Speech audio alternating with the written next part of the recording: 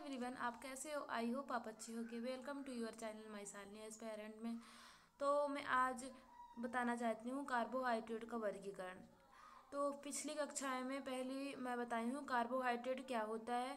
का दूसरी कक्षा में बताई हूँ, लेक्चर 1 में बताई हूँ कार्बोहाइड्रेट। लेक्चर 2 में बताई हूँ कि कार्बोहाइड्रेट का पाचन बॉडी में कैसे किया जाता है, पूरा फार्मूला वही बताई हूँ। आज मैं बताना चाहती हूँ कार्बोहाइड्रेट का वर्गीकरण। कार्बोहाइड्रेट का वर्गीकरण दो तरह से होता है। पहला भौतिक संगठन के आधार पर, दूसरा होता है रासायनिक संगठन के आधार पर। तो भौतिक संगठन के आधार पर कार्बोहाइड्रेट का दो वर्गों में वर्गीकरण किया जाता है। पहला तो होता है शर्करा, दूसरा होता है अशर्करा।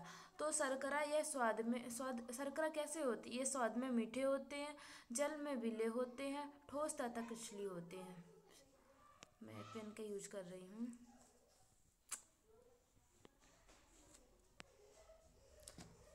जो शर्करा होते हैं ये स्वाद में मीठे होते हैं और जल में विलेय होते हैं, कृष्णीय होते हैं। और ये जो ये है एग्जाम्पल इसका ग्लूकोज, फ्रक्टोज, सुक्रोज।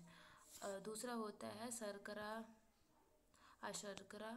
यह स्वादहीन होते हैं, जल में अविलेय तथा अक्रिस्टलीय होती है। जैसे सेलुलोज हो गया, आलू में जो होता है स्टार्च, वो होता है अशर्करा। वह स्वादहीन होते हैं, जल में ही अविलेय होते हैं, जल में घुलते नहीं हैं। और शर्करा है, जल में घुल जाते हैं। और यह कृष्णीय होते हैं, कृष्णीय रूप इनका नहीं होता। रासायनिक संगठन के आधार पर कार्बोहाइड्रेट को 3 वर्गों में। पहला देखेंगे भौतिक गुणों के आधार पर, तो 2 वर्गों में विभाजित किया गया है। पहला हो गया शर्करा, दूसरा हो गया अशर्करा। शर्करा मीठे होते हैं, शर्करा स्वादहीन होता है। और शर्करा के एग्जाम्पल ग्लूकोज, सुक्रोज, फ्रक्टोज होता है। और अशर्करा होता है सेलुलोज, स्टार्च। और रासायनिक संगठन के आधार पर 3 वर्गों में विभाजित किया जाता है। पहला होता है मोनोसैकेराइड, दूसरा होता है डाइसैकेराइड, तीसरा होता है पॉलीसैकेराइड। मोनोसैकेराइड को देखते हैं। मोनोसैकेराइड यह कार्बोहाइड्रेट का सबसे सरलतम इकाई है, सबसे छोटी इकाई मोनोसैकेराइड होती है। ये एकल रासायनिक द्वारा संयोजित होती है, एकल बंध द्वारा संयोजित हो जाती है। यह जल में घुलनशील होती है, कृष्णीय स्वाद में मीठे कार्बन। हाँ, एक चीज़ देखिएगा, जो शर्करा होता है और वो मोनोसैकेराइड होते हैं, ये दोनों सेम होते हैं, मिलते जुलते होते हैं, इसलिए इन्हें शर्कराएं भी कहा जाता है मोनोसैकेराइड को। मोनोसैकेराइड में निम्नलिखित 3 प्रकार की शर्करा पाई जाती है। ये एग्जाम्पल हैं 3 प्रकार की शर्करा जो होती हैं। पहला होता है ग्लूकोज, दूसरा होता है फ्रक्टोज, तीसरा होता है गैलेक्टोज। तो यह ग्लूकोज जो होता है यह शर्करा का सबसे सरलतम रूप होता है। समस्त कार्बोहाइड्रेट पदार्थ पाचन के पश्चात ग्लूकोज के रूप में शरीर में अवशोषित कर लिए जाते हैं। शरीर में ग्लूकोज के ऑक्सीकरण से ही ऊर्जा प्राप्त होती है, इसलिए इसे जीवों का सर्वाधिक ईंधन पदार्थ कहते हैं। और आप देख लीजिएगा, एग्जाम्पल में बता दे रही हूँ। इसका एग्जाम्पल है स्रोत अंगूर, शहद, चीनी, गुड़, चुकंदर, आलू, शकरकंद, गन्ना आदि ग्लूकोज के एग्जाम्पल होते हैं। और दूसरा होता है फ्रक्टोज, यह ठोस क्रिस्टलीय स्वाद में होता है। ये फलों से जो फलों से शर्करा प्राप्त होती है ना, उसे फ्रक्टोज कहते हैं। इसको एग्जाम्पल देखते हैं। आम, गन्ना, शहद आदि क्या होता है? ये फ्रक्टोज होते हैं। तीसरा होता है गैलेक्टोज, यह दुग्ध शर्करा लैक्टोज के दूध में पाया जाता है। यह ग्लूकोज को परिवर्तित करके खून में, रक्त में अवशोषित कर लिया जाता है, जिससे एनर्जी मिलती है। तो एक से एग्जाम्पल होगा दूध। और पहला मोनोसैकेराइड हो गया, दूसरा डाइसैकेराइड। और इसका बताऊंगी, मेनली बताऊंगी मैं। इसका निर्माण 2 मोनोसैकेराइड द्वारा जल के एक अणु का निष्कासन करके होता है। यह स्वाद में मीठे, जल में विलेय एवं कृष्णीय होते हैं। मोनोसैकेराइड के थोड़ा बहुत मिलते जुलते हैं। यह अम्लीय हाइड्रोलिसिस अथवा एंजाइम क्रियाओं द्वारा मोनोसैकेराइड में खंडित हो जाते हैं। यह निम्नलिखित 3 प्रकार के होते हैं। इसका भी एग्जाम्पल 3 प्रकार का होता है। पहला होता है माल्टोज, यह सामान्य चीनी की तुलना में केवल 30%, ये ज़्यादा मीठा नहीं होता, केवल चीनी की तुलना में 30% ही मीठा होता है। इसका जो जैसे डबल रोटी होती है, बियर कॉर्न होता है, सिरप होता है आदि बनाने में इसका उपयोग किया जाता है। और इसका स्वाद ऐसे ही होता है जैसे बियर होती हैं, डबल रोटी होती है और सिरप होती हैं।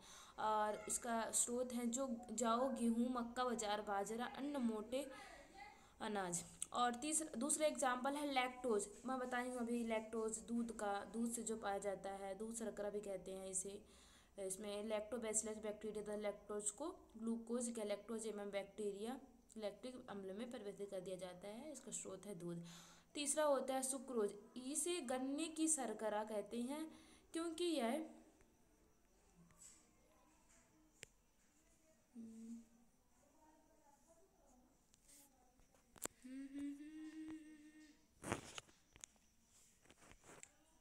क्योंकि यह गन्ने में सर्वाधिक अधिक मात्रा में पाया जाता है। यह क्रिस्टलीय जल में विले एवं स्वाद मीठे होते हैं और यह एंजाइम के अपघटन द्वारा ग्लूकोज फ्रक्टोज में परिवर्तित हो जाती है। इसे टेबल शुगर भी कहते हैं।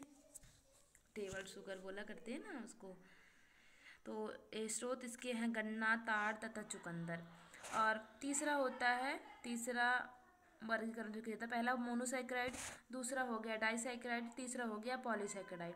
तो पॉलीसैकेराइड में इसका निर्माण दो या दो अधिक मोनोसैकेराइड इकाइयों से मिलकर बनता होता है। ये आकारहीन, जल में अविलेय तथा जटिल होते हैं। यह स्वाद में मीठे नहीं होते, इसलिए इन्हें अशर्करा भी कहते हैं। यह निम्नलिखित प्रकार के थे, जैसे मोनोसैकेराइड और डाइसैकेराइड शर्कराओं से मिलते हैं और ये जो पॉलीसैकेराइड अशर्करा से मिलते हैं। स्टार्च हो गया, सेलुलोज हो गया, डेक्स्ट्रिन हो गया, ग्लाइकोजन हो गया, पैक्टिन हो गया, काइटिन हो गया, हेपेरिन। तो स्टार्च तो आपको पता होगा, स्रोत इसके गेहूँ, चावल, बाजरा, जड़ें, कंद, बीज एवं पौधे। दूसरा होता है सेल्यूलोज। ये मनुष्य पाचन नहीं कर पाता, और जैसे कि आलू का छिलका, फलों का छिलका, इसको सेलुलोज में लिया गया है। ये रेशे एवं अनाज के छिलके आदि होते हैं। डेक्स्ट्रिन जो सेलुलोज होता है, इसको फ्राई करके भून के जो मिलता है हमें, डेक्स्ट्रिन होता है। स्रोत होता है कॉर्न शुगर, कॉर्न सिरप एवं शहद। और तीसरा होता है ग्लाइकोजन। रासायनिक दृष्टि से स्टार्च के समान होता है। इसे पशु स्टार्च भी कहते हैं क्योंकि यह मनुष्य एवं पशुओं के यकृत में पाया जाता है। स्रोत स्टार्च हो गया। पैक्टिन यह पके हुए फल में पाया जाता है। और कैटिन होता है पॉलीसैकेराइड होता है, इसमें एक नाइट्रोजन पाया जाता है, नाइट्रोजन के एक अणु पाया जाता है। मुख्यतः कवों की भित्ति में पाया जाता है। काइटिन सबसे मतलब मजबूत चीज़ होती है, भित्तियों में पाया जाता है। और हेपेरिन होता है सल्फेट पॉलीसैकेराइड जो रक्त वाहिनियों में रक्त को जमने से रोकता है। तो समझ में आया। तो मैं अगली क्लास में कार्बोहाइड्रेट के महत्व और कार्बोहाइड्रेट से क्या बीमारी होती है, कार्बोहाइड्रेट से क्या कमी होती है, मैं सब बताऊंगी। अभी यहीं तक। Thank you for my watching.